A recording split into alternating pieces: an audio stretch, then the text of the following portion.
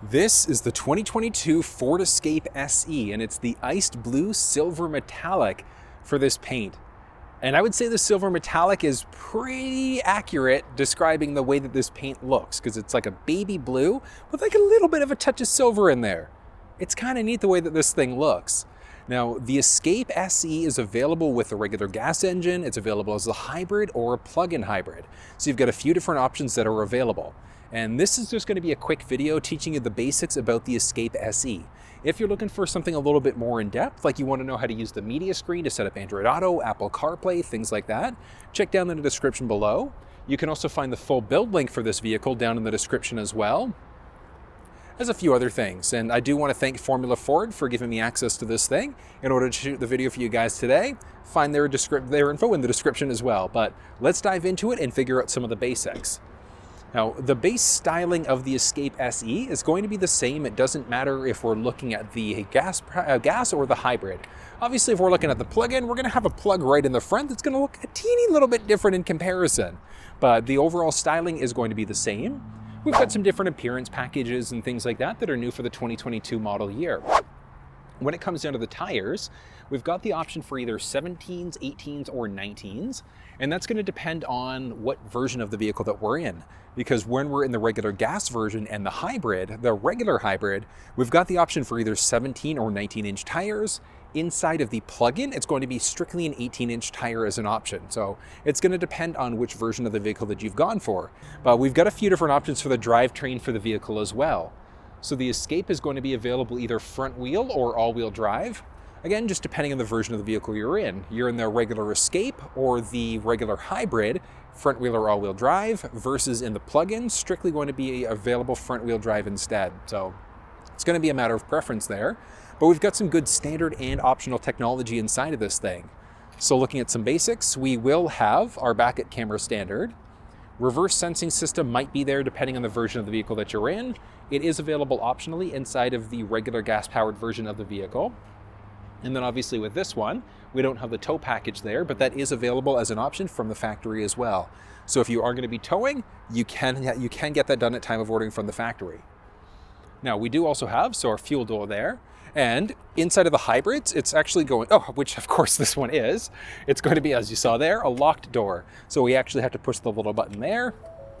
And as you can see, depressurizing, and there she goes. So it is a capped, or a locked system, I should say, but capless in order to fill up. So the regular gas version of the Escape is not going to be locked. It's just going to be a simple push and it'll pop open. But when you get into the plug-in hybrid and the regular hybrid, it is going to be a locked gas cap there. But it doesn't matter which version of the Escape that you've got. The minimum manufacturer's recommendation is just your regular 87 gas. So you don't need to use a higher premium fuel inside of this thing whatsoever. Regular 87 minimum is all you need. So if your local area only has the 85, 86, don't use it inside of this. Go for something a little bit higher quality. But taking a peek, so actually on the side view mirror there, you can just make that out. So we do have our blind spot system, and that's going to highlight letting us know if anybody's entered the blind spot on either side of the vehicle. That's standard technology as well, which is amazing. Taking a peek, we've got some nice metallic highlights along the door, follows through parts of the wheel. We'll get to that in a second, because first thing I want to show you is what's going on underneath the hood. So we just double pull in order to get under the hood there, and because we had our double pull, we're just going to lift, but we do have to manually lift this thing up just using the bar here. So up it goes, and can I get this? Easy enough doing it one-handed. But this is the regular 2.5 liter Atkinson hybrid engine. As I'd mentioned, we do have the option for either the regular gas engine instead, or you could opt for the plug-in hybrid. The regular gas engine is going to look slightly different underneath the hood, but the plug-in, you're not really going to be able to tell the difference under the hood there. So many options that are available, but one of the nice things about the Escape SE is that it does come with Ford's Sync 3 system, which we'll touch on in a moment on the inside there. But I would normally recommend the SE over the S, specifically looking at that screen, but it is nice that we've got the option of getting this thing as the hybrid or just as the regular gas instead. But I mean, at the same time, engine-wise, underneath the hood looks pretty nice. Now, we won't have the option for fog lamps inside of the SE version of the Escape. No option for a forward sensing system, front facing camera, things like that. But that is technology that is available inside of this thing. The kicker is that you just need to be in the higher trim level. So you actually need to be in the titanium in order to get that front-facing camera and that front sensing system as well. So it's going to be a matter of personal preference and your own budget. And then, having said that, it's also going to dictate what other features you get, because we're in the SE version of the vehicle. The liftgate inside of this thing is going to be manual. So we've got our little button there, so a little release, and up it goes. But we do have quite a nice amount of space in the back of this thing. And as you can see, this one's got a few extras. So these are going to be the thermoplastic rubber trays. I'm not sure if you can hear that chime right now, but that chime is because it's a hybrid. So when you're at lower speeds, it's actually going to audibly play something on the outside so that people can hear you, because at low speeds, you're going to be in electric mode. But squirrel. But in the back here, as you can see, thermoplastic rubber trays, which are optional from the factory. You can do some things aftermarket as well if you want to. We've got our cargo shield along the very top. And then we've also got our larger cargo mat, and that's going to be the cover for this. So a regular cloth liner, or we can just get this liner instead. And then just underneath, because I'm in Canada, we do have our mini spare tire. We've got our jack along the left-hand side, spigot along the very top, and then we've got some storage space all at the same time. So whether or not you get that mini spare tire is going to depend on whether you're in Canada versus the States. Canada, we get it standard. US, you guys have it optionally inside of your vehicles, unfortunately. One highlight for the back, we do also have a 12-volt power point back here. Oh, not too much otherwise. I mean, as you can see, quite a little bit of space back there though, which is kind of nice. And let's look at some interior highlights. So, one cool thing, taking a peek at the key fob for the vehicle. Pull it out of my pocket. Oh. All right, here we go. So we've got our regular fob there with our unlock and our lock button, remote start, horn or panic alarm, and there's an emergency access key along the very bottom there as well. One of the great things about the Escape is that we also do have a built-in modem, which means that we can use our cell phone using the Ford Pass app, and we can use that in order to remote start the vehicle that way. We can schedule start times and things like that. It's kind of neat. But hopping inside, I did mention we've got a nice metallic highlight there. Base window controls, side view mirror controls.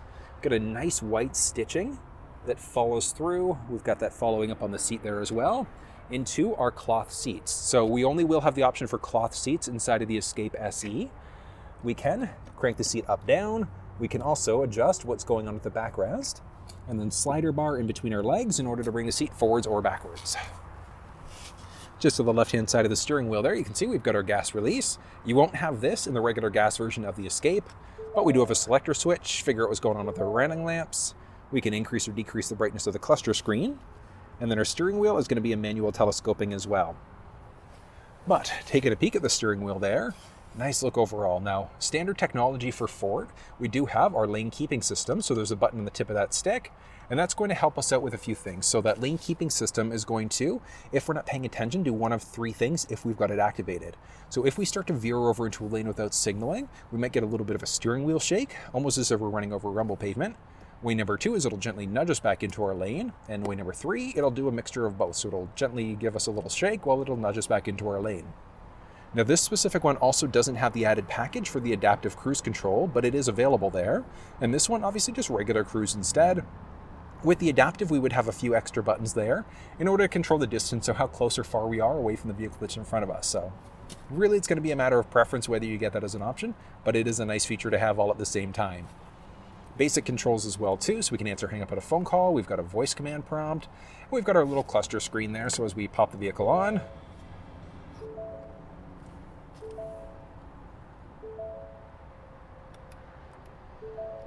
so many things are happening. Ah!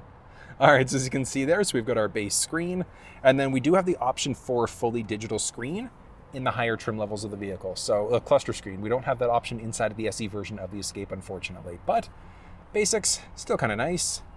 We do have our push button start along the side there as well. And then this is still on Ford's Sync 3 media screen.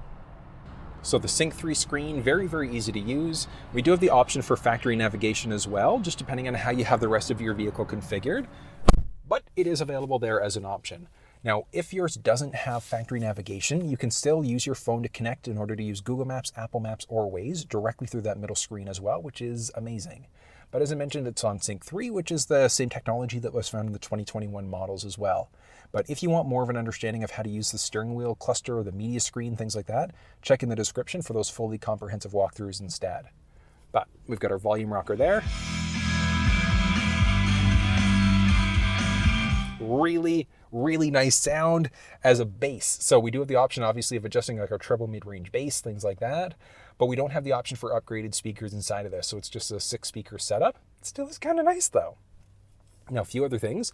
We've got a tuning rocker there. We can turn the screen into a calming screen or turn it off instead.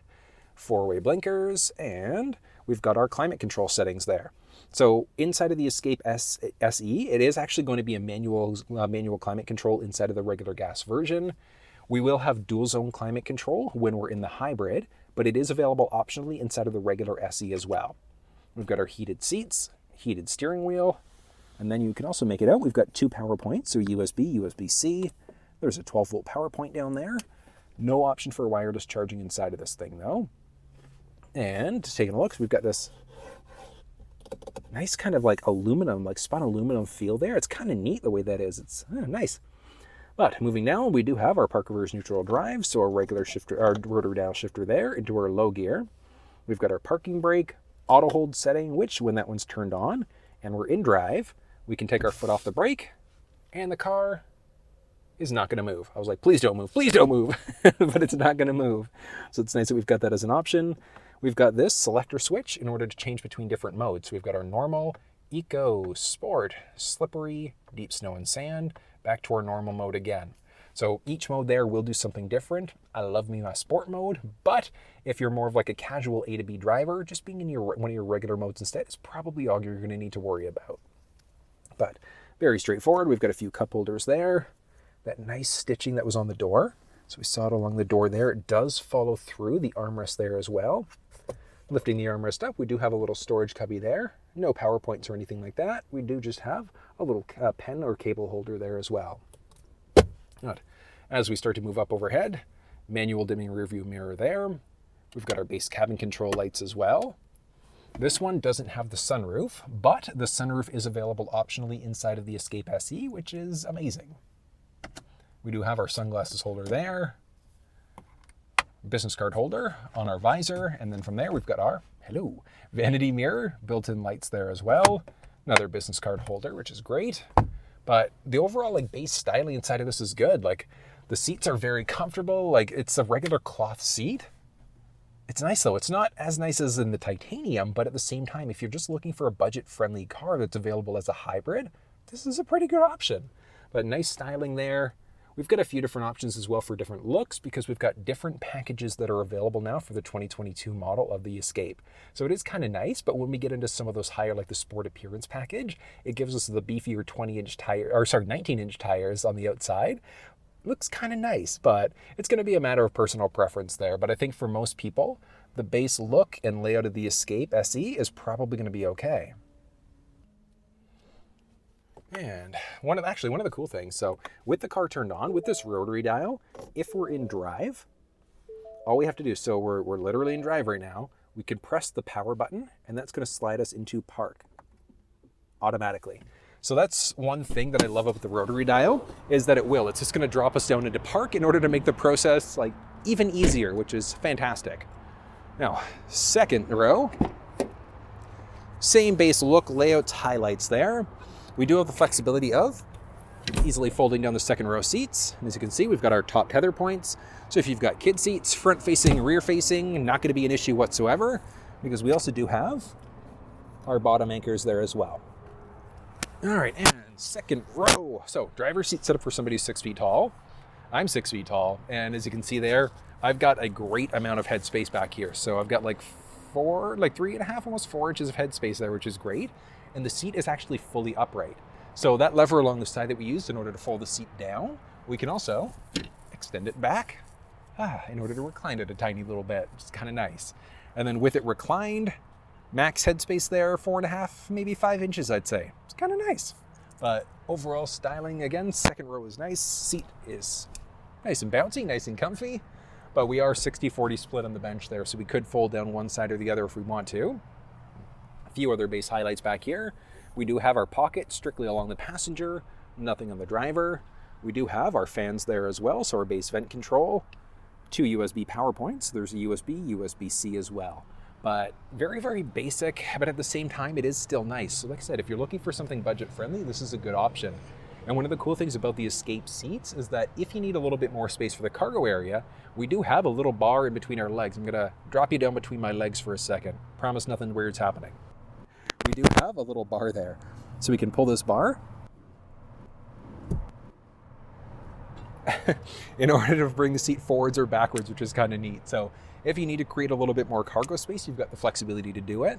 It's as interesting. So what I'm gonna do is go forward with the bench all the way. So bench is fully forward. Like I said, driver seat set up for somebody who's 6 feet tall. And like my knees are a little tight now, but I mean, look at the difference in the bench when we've got that forward. So, I mean, like it's ridiculous. But I mean, at the same time, if you need the space, it's good that we've got the flexibility to be able to move this thing forwards and backwards as we'd like to. But some other highlights for the second row, we do have our assist handles along both the driver and the passenger side. We've got some hooks along both sides. Then we've got our cabin lights there as well, but we can't, we can push. Aha, even better. I was like, we can't push it until you push it and you find out it actually does come on. You just have to push it a little bit harder than what I was doing, but it is still pretty nice in here at the same time.